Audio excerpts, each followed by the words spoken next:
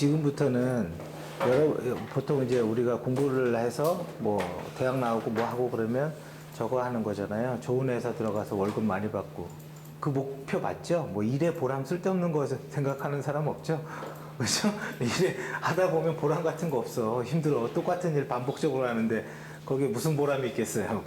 그냥 하는 거지. 예. 그리고 가족 생기고 그러면은 먹여 살려야 되잖아요. 어? 그래서 보람은 이제 어렸을 때 생각하는 거고, 그래서 이제 그러다 보니까 경제적인 게 굉장히 크잖아요, 사실은 급여가. 그러면 급여에서 제일 많이 주는 데가 어디죠? 돈 제일 많이 주는데? 그러니까 뭐 어떤 한 개 회사를 차지하는 게 아니라 어떤 군집들, 어떤 군집이 돈을 많이 줘요? 그죠? 금융권이죠. 금융권이 돈 많이 줘요. 왜냐면 IMF 때 내가 입사했을 때 신입이 연봉 7천이었으니까. 신입은 아니고, 그 말은 좀 틀려. 조금 다니다 몇 년 그러니까 그때 인센티브가 많았어. 연봉은 7천이 아니었는데, 하여튼 그때 인센티브 막 한 달 다녔는데 막 1,000만 원 나오고 그랬어요. 그래서 뭐 이런 데가 다 있냐? 하여튼 그런 데니까. 지금도 금융권 많이 주죠. 그러니까 우리 오늘 말고 어제 반에 국민카드에서 근무하는 직원이 있어요. 이제 요번에 그만뒀는데, 국민카드에서 마케팅 부서에서 이제 데이터 분석하고 뭐 이런 거 하는 분이 있는데, 그분이 보니까 한 연봉 한 8천 정도 되더라고요. 근데 그게 작은 회에서 제일 적은 거예요, 그래. 많죠. 사실 연봉 8천이면은 살만하죠. 그죠? 차 사도 되겠죠. 결혼 안 했으면 차 사도 되잖아. 그래서 8천이면 사도 돼. 내가 볼 때는 사도 돼. 근데 왜 이 얘기를 하냐? 그럴 일은 여러분들한테는 내 생각에는 없어. 금융권에 들어가도. 그런 일은 일어나지 않아요. 왜? 환상의 꿈인 거예요. 왜 그러냐? 아니, 그럼 나도 거기 들어가면 되는 거 아니냐? 들어가도 그런 일은 없어. 이거 내 생각이야. 물론 틀릴 수도 있어요. 틀릴 수도 있는데, 오늘 이제는 집에 가시면 여러분들이 꼭 해야 될 게 있어요. 여러분들이 아무리 뛰어나고 아무리 열심히 공부를 하고 그래도 집안에서 주변 사람들이 같이 도와주고 같이 노력해주지 않으면, 집안에 사고 치는 가족 하나 있으면요, 그 집안 망해요. 안 아직 없나 보네. 꼭 한 사람이 있어. 꼭 한 사람이 꼭 있다고. 그러면 아무리 누군가 열심히 해도 이게 잘 안 돼요. 근데 이제 제가 얘기하는 거는 뭐냐면, 집에 가면 가족들에서 보험 가입자, 그러니까 나도 지금 굉장히 고민이거든요. 나 보험에 가입한 게 좀 있거든, 내가. 그래서 굉장히 고민인데, 보험 가입 현황을 반드시 확인을 해봐야 돼요. 근데 보장성 보험은 관계없어. 뭐 이렇게 실비보험 뭐 이런 거 말고 저축성 보험 반드시 체크해야 돼요. 왜? 지금 여차하면은 이 보험을 지금 내가 지금 고민 중이에요. 지금 내가 다음 주에 뭐 아마 확인을 할 건데, 저도 저축성 보험이 있거든요. 그게 연금 이런 거잖아요. 이런 것들이 끝장이 날 수 있다. 원금을 못 받을 수가 있다. 근데 지금은 대비할 수 있어. 지금은 대비할 수 있어요. 이제 그냥 이건 내가 틀릴 수도 있으니까 1년에서 1년 6개월 정도 시간이 남아 있어요. 그 안에 정리하는 게 맞는 거냐? 그러니까 나도 굉장히 고민하거든요, 지금. 근데 왜냐면 나도 7년 됐어요. 그죠? 7년 됐어. 이제 거의 다 왔잖아, 만기가. 그쵸? 10년이 그거잖아요, 비과세. 근데 이거를 정리해야 될지도 모르겠다. 그러니까 작년부터는 알고 있었는데, 이제 구체적으로 내가 행동을 해야 되지 않을까. 이거 잘못하면은, 이거 큰일 난다. 여러분들 그 얘기 들어봤죠? 일본 사람들은 그 집에 할머니들은 금고가 있다. 그죠? 금고가 있고 현금을 막 박아둔다.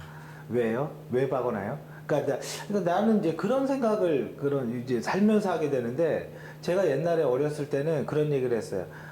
미국 애들은 곱하기도 똑바로 못한다. 계산기 없으면 못한다.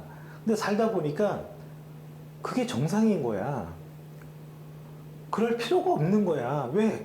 내 손에 맨날 계산기가 있는데 뭐하러 머리 아프게 구구단을 외우고 머리 아프게 그럴 이유가 없잖아요. 수학자가 될 거 아니면.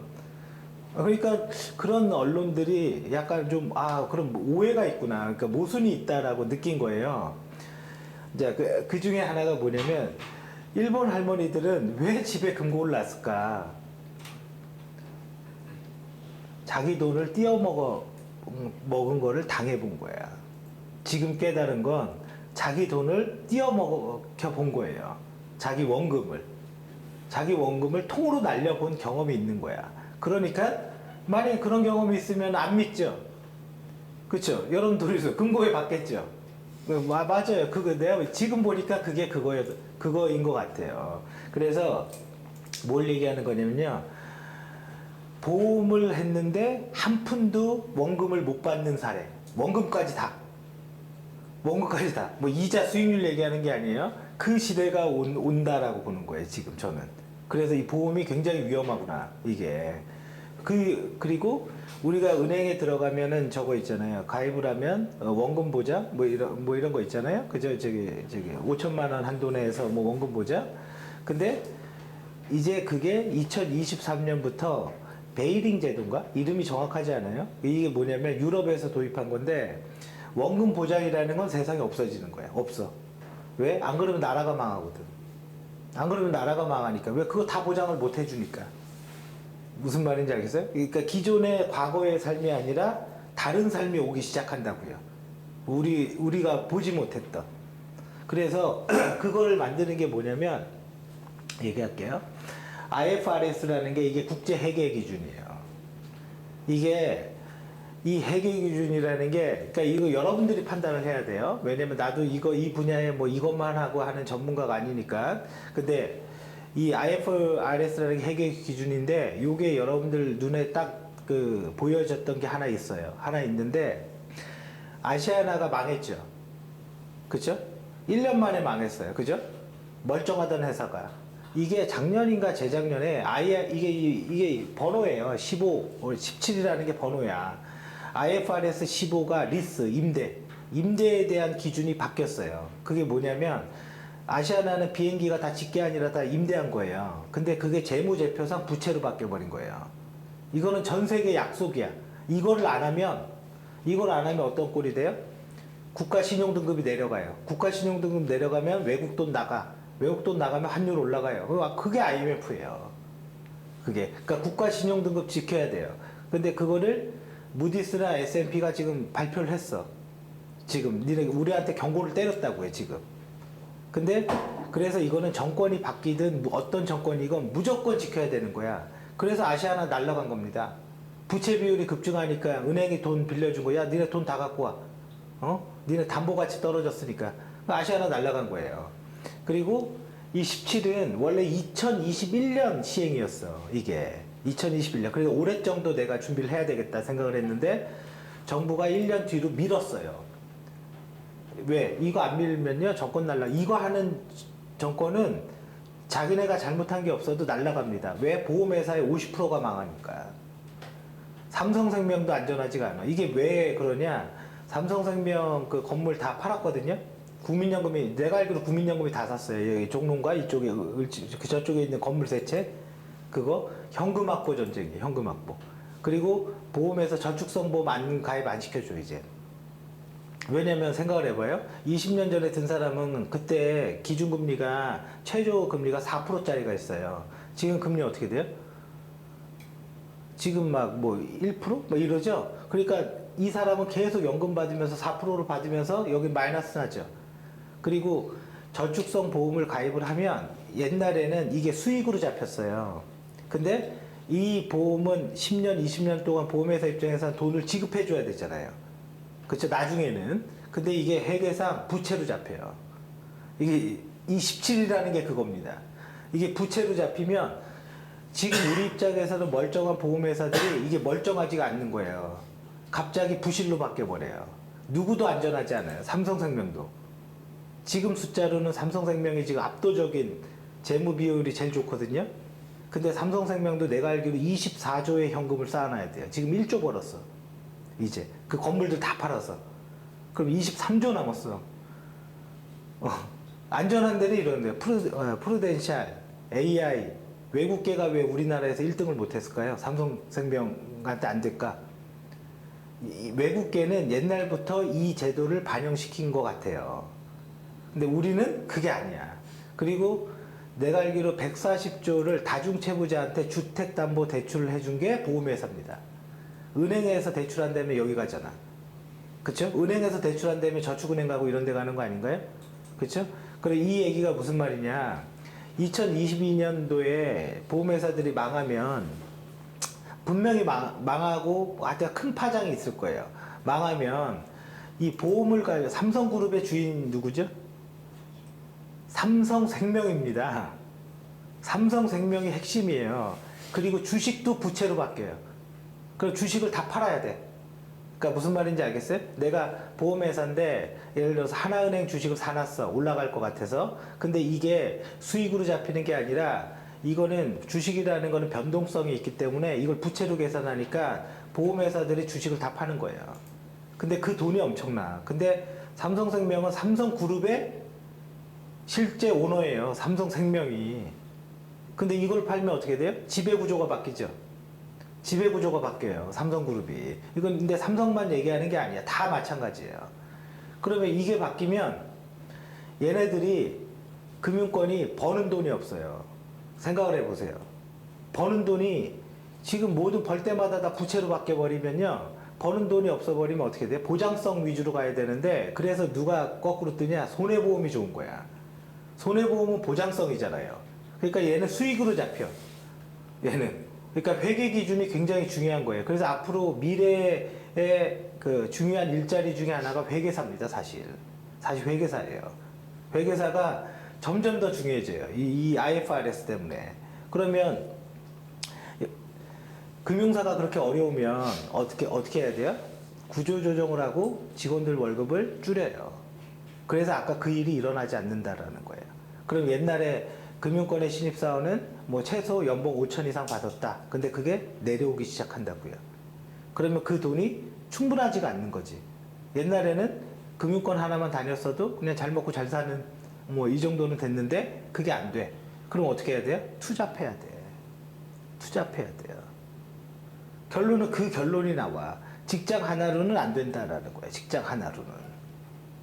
이해되시겠어요? 그래서 저도 아주 심각하게 보고 있고 이거를 사실 블로그에 글 썼다가 지워버렸는데 아주 심각하게 보고 있고 왜냐면 왜 그러냐면 나도 여기에 지금 물려 있거든.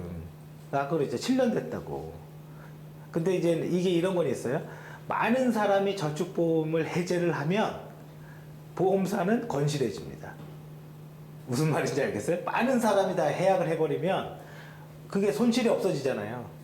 손실이. 그래서 뭐 저축보험, 뭐 금융권 이름 쳐봐요. 다 요번에 영업이익이 많이 올해 떨어졌는데 떨어진 게 왜 그러냐면 저축보험을 가입을 안 받았어요. 안 받았어요. 이거 왜? 그게 제일 많이 남는 거였거든. 10년 뒤부터 지불하는 거잖아요. 은행, 그 보험회사 입장에서는. 그죠? 그걸 다 줄여서 영업이익이 까졌어. 그래서 꼭 두 가지만 기억해요.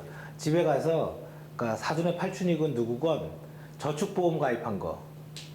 그러면 그 금융사의 건실성을 봐야 되는데 신문에 발표하는 점수에 100점 빼고 봐야 됩니다. 100점 빼고. 150점이 이게 이제는 RBC 비율이라고 해서 보험회사 건전성 비율이거든요. 근데 이게 삼성생명이 330이에요. 삼성생명이 압도적으로 높죠. 외국계는 다 300 몇 점이야. 흥국은 아마 내가 알기로 190인가 170. 농협 내가 흥국은 사실 내가 볼 때 흥국은 좀 위험해. 위험해 흥국은. 물론 내가 틀릴 수도 있겠지만 그리고 농협도 보니까 6월에 발표한 게 190. 난 농협에 물려있거든, 지금. 나 진짜 미치겠어. 이게 농협이 내려왔어. 내가 알기로 저번에 200 몇 점이었는데, 근데 그 100 빼고 계산해버리면 어떻게 돼요? 150이 기준이라고 그랬잖아요. 150이. 그 완화시켜서 150이에요. 그러니까 200 이상, 100 빼고 200이 넘어야 돼. 그럼 삼성생명은 넘긴 넘죠. 그죠? 근데 어디도 안전하지 않다. 물론 내 주관이긴 하지만 그래서 그 생각을 한 거예요. 열심히 일을 하고 뭐 저금을 하고 돈을 벌어도 내가 아무 짓도 안 해도 그냥 한 방에 날아가는구나. 그거를 일본 애들은 당해봤구나. 그러면 여기서 아무도 보장을 안 해주는 거지. 그리고 옛날에는 우리은행 망할 때 저거 했죠. 정부가 공적 자금 투입해갖고 살려놨죠. 그거 못해요, 이제. 내가 알기로 이제 못해. 그거를 하면 이거 위반이야. 이거 위반이에요. 이거 위반하면 뭐 난리가 나냐? 어떤 난리가 나요? 신용등급이 내려간다니까. 그러니까 정부가 할 수 있는 게 별로 없어. 우리 완전 개방형 자본주의거든요. 우리 완전 우리나라 정부가 할 수 있는 게 한계가 있다고요. 이해되시죠? 그래서 그거 하나 기억하고 가족들 그거 확인하고 왜 대비해서 나쁠 건 없으니까. 그죠? 안 일어나면 감사한 거지. 그죠? 안 일어나면 감사한 거예요. 그다음 두 번째 하나는 그렇다고 뭐 지금 해약해야 된다 그런 뜻은 아니에요. 그런 뜻은 아니고 모니터링을 잘하고 있어야 돼. 네, 진짜 모니터링 잘하고 있어야 돼. 잊고 있으면 터진 다음에 뉴스 나와요. 그다음 두 번째는 아까 여러분들한테 얘기한 것처럼 지금 당장은 아니지만 몇 년 후에는 금융권에 입사가 됐다고 이제 잘 먹고 잘 사는 일은 없어질 확률이 아주 높다. 그래서 자기의 일을 하나 더 만들어내야 돼요. 그러려면 뭐가 필요해요? 실력이 필요하죠. 옛날에는 그렇잖아요. 좋은 회사만 입사하면 실력이 없어도 그냥 가는 거잖아. 그죠? 그냥 가는 거거든요. 이제 지금은 그렇지 않을 수가 있다고요. 왜? 투잡을 해야 되니까. 투잡을 해야 되니까. 그러니까 일본 애들 보라고요. 일본을 꼭 나쁘게만 보지 말고 좋은 거는 배워야지. 사실 일본 대단한 거 맞잖아요. 누가 봐도. 패망한 다음에 그렇게까지 발전해 세계 2위까지 갔는데 응? 지금도 3위인가? 그렇죠. 그러니까 꼭 배울 거는 꼭 배우고 그렇게 해서 실력을 키워놔야 돼요. 여러분들이. 옛날에는 이제 그런 거 없다. 이해되죠? 그래서 뭐 내가 틀리면 좋지. 나도 틀렸으면 좋겠어. 어제도 강의하다가 내가 지금 이거 강의하고 있어야 되나? 이거 좀 확인해야 되는데 그러고 있었는데 아무튼 자 그렇게 하고 이제 시작을